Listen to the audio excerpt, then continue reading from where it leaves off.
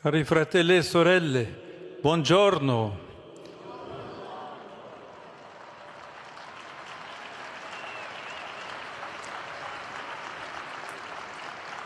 E benvenuti tutti. La Pasqua di Gesù è un evento che non appartiene a un lontano passato, ormai sedimentato nella tradizione, come tanti altri episodi della storia umana. La Chiesa ci insegna a fare memoria attualizzante della risurrezione ogni anno nella domenica di Pasqua e ogni giorno nella celebrazione eucaristica, durante la quale si realizza nel modo più pieno la promessa del Signore risorto. Ecco, io sono con voi tutti i giorni, fino alla fine del mondo. Per questo il mistero pasquale costituisce il cardine della vita del cristiano, attorno a cui ruotano tutti gli altri eventi. Possiamo dire allora, senza alcun ironismo o sentimentalismo, che ogni giorno è Pasqua. In che modo? Sperimentiamo ora per ora tante esperienze diverse: dolore, sofferenza, tristezza, intrecciate con gioia, stupore, serenità.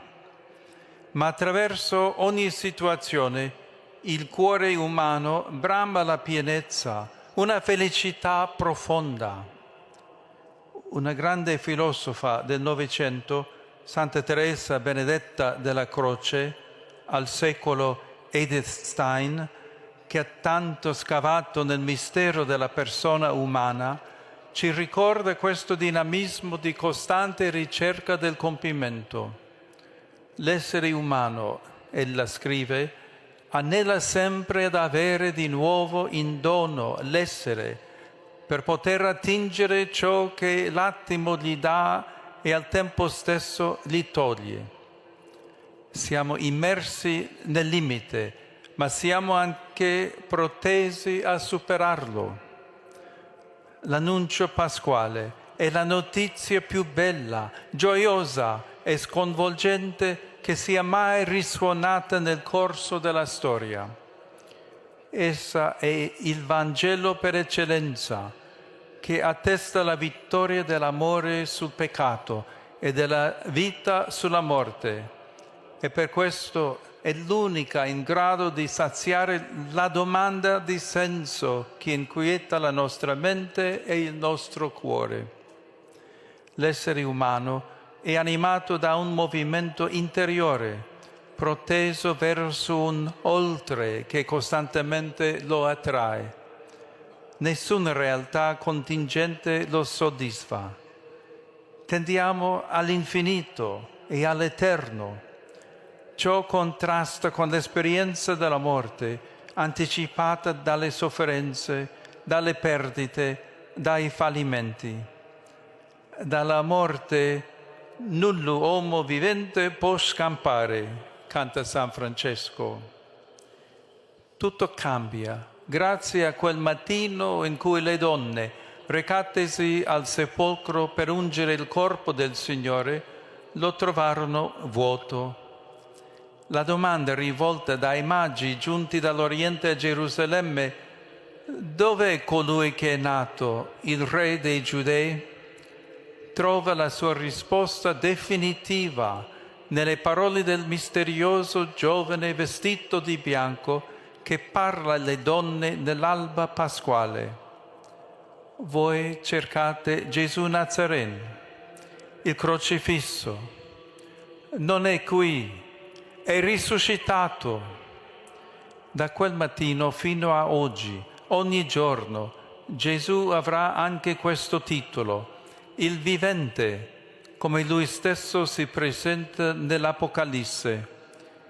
Io sono il primo e l'ultimo e il vivente. Ero morto, ma ora vivo per sempre.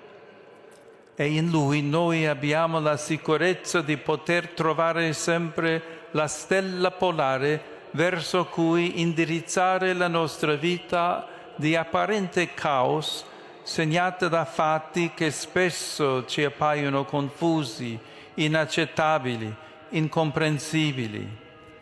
Il male, nelle sue molteplici sfaccettature, la sofferenza, la morte, eventi che riguardano tutti e ciascuno. Meditando il mistero della risurrezione, troviamo risposta alla nostra sete del significato.